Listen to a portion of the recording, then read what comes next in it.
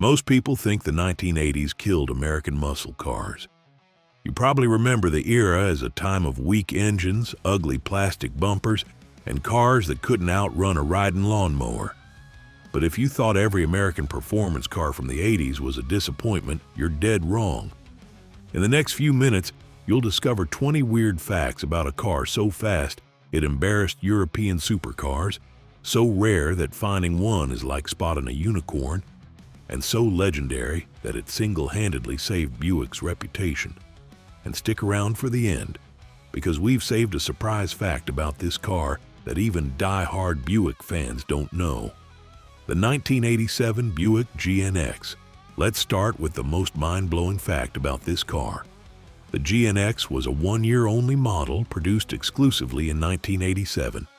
That's it. One single year of production. Buick partnered with ASC McLaren, the same company that worked on exotic supercars, to create what would become the ultimate sleeper muscle car. This wasn't just some appearance package slapped on a regular Regal.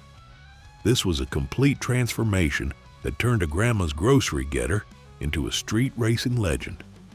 The production numbers will make your jaw drop. Just 547 cars were built. That's fewer than most limited edition Ferraris. To put that in perspective, Ford made more Mustangs in a single day than Buick made GNXs in the entire production run. Each car was hand-modified by ASC McLaren after leaving Buick's assembly line. They'd take a regular Grand National, tear it apart, and rebuild it into something that would haunt Corvette owners' dreams. The rarity factor alone makes these cars special, but wait until you hear what they could do. Here's where things get really interesting. Buick officially rated the GNX at 276 horsepower and 360 pound-feet of torque. But everyone knew those numbers were a lie. Real-world dyno testing showed these cars were making well over 300 horsepower. Some experts believe Buick deliberately underrated the engine to avoid embarrassing the Corvette, which was supposed to be GM's flagship performance car. Imagine the corporate politics involved when your luxury division's turbo V6 is destroying your sports car division's V8. The performance numbers were absolutely shocking for 1987. Car and Driver tested the GNX and recorded a 0 to 60 time of 4.7 seconds. The quarter mile fell in 13.5 seconds. Those numbers might not sound impressive today, but in 1987, they were supercar territory. In fact, the GNX was quicker to 60 than a Ferrari F40 of the same era. Let that sink in for a moment. A Buick, powered by a V6, was outrunning one of the most legendary supercars ever made. The automotive press couldn't believe what they were seeing. If you thought that was impressive, wait until you see what's coming up. A car that looked like it escaped from a Star Wars movie, engineering secrets that Buick tried to keep hidden, and a modification so extreme it required changing the entire rear suspension. So let's continue. Every single GNX was painted black.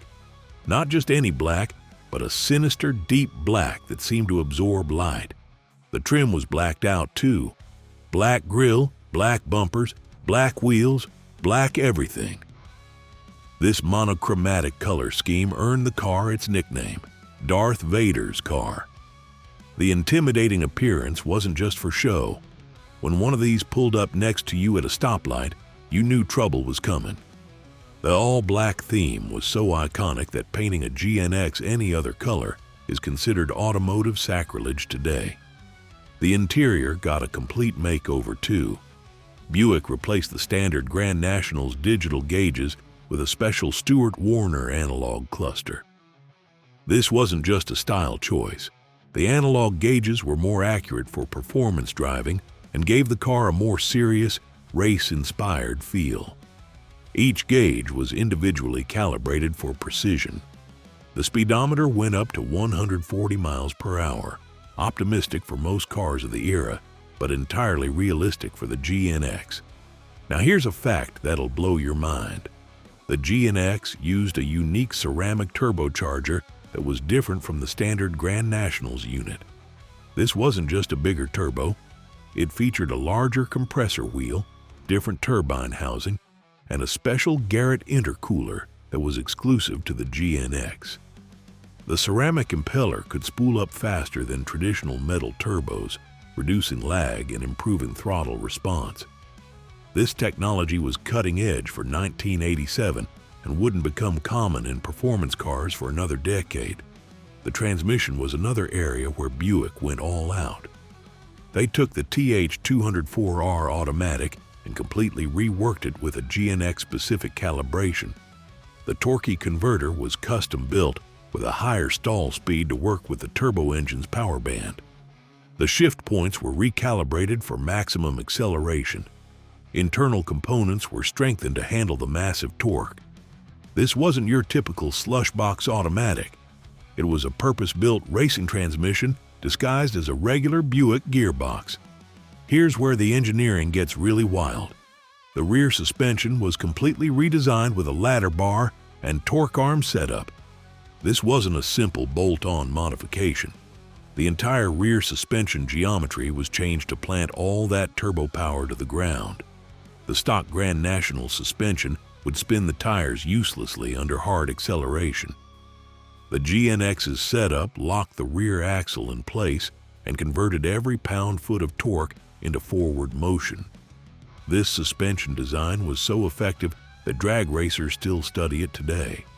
The wheels tell their own story. GNXs wore special 16-inch black mesh wheels that were both lightweight and wider than stock. These weren't just for looks. The wheels were specifically designed to clear the larger brakes and provide the proper offset for the modified suspension.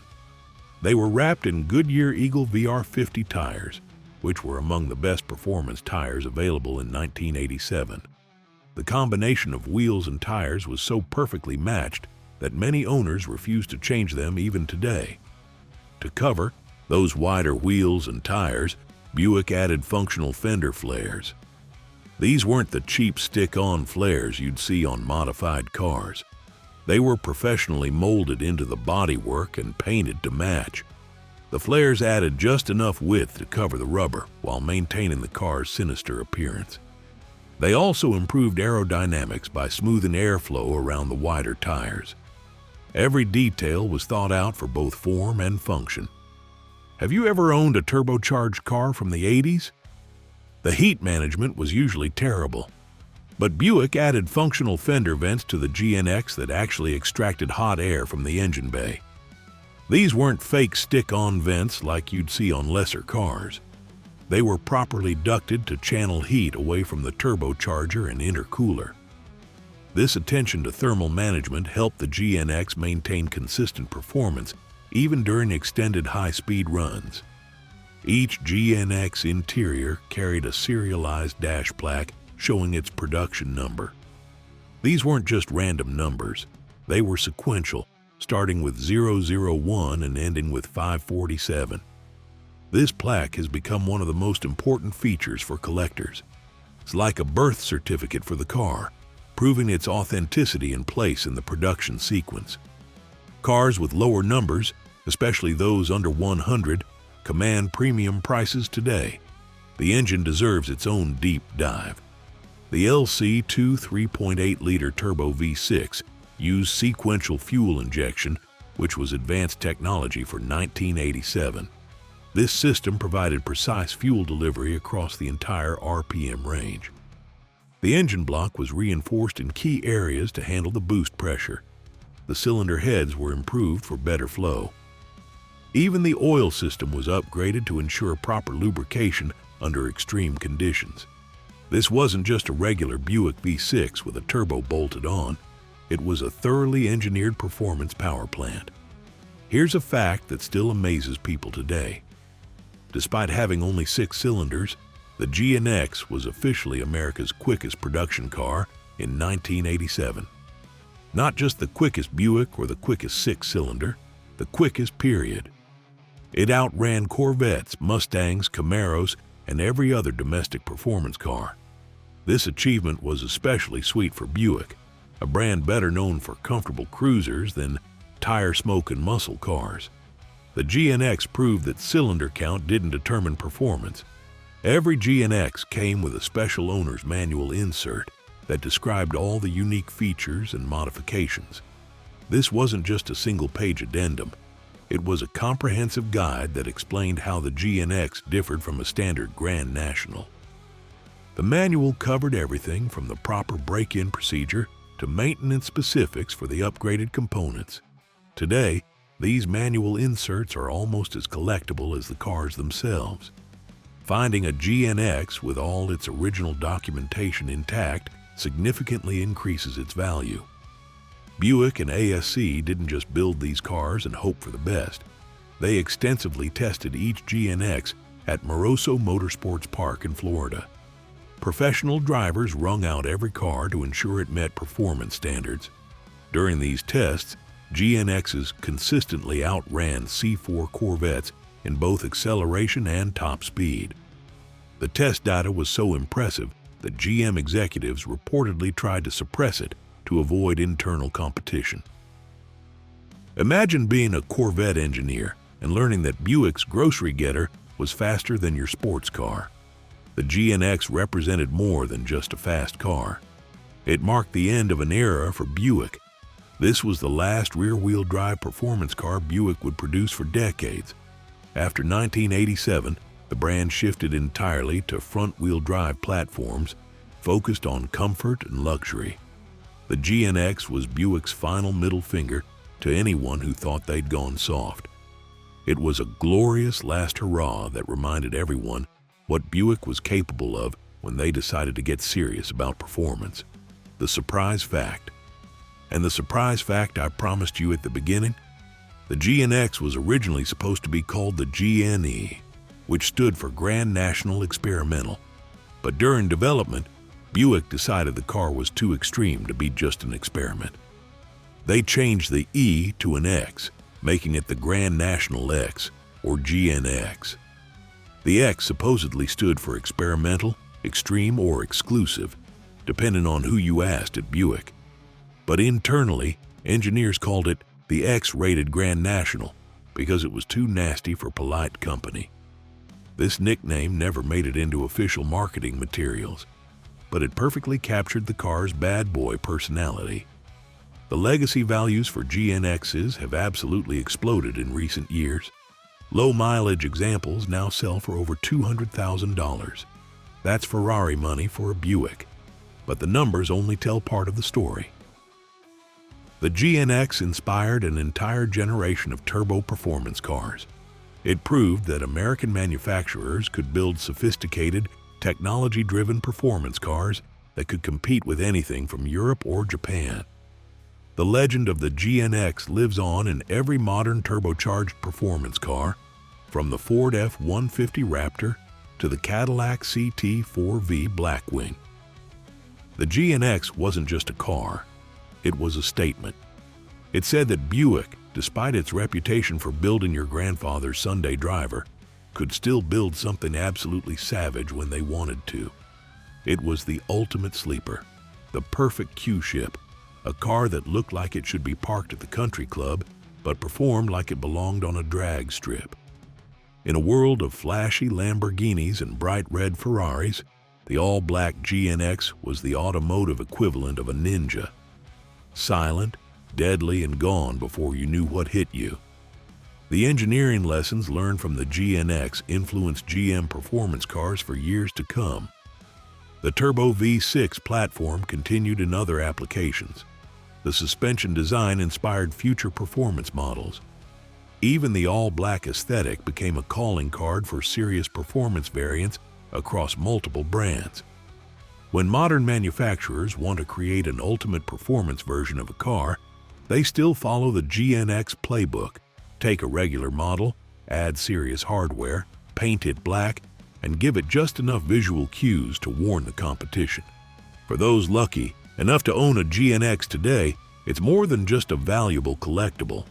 It's a piece of American automotive history, a reminder of what's possible when engineers are allowed to build something without compromise.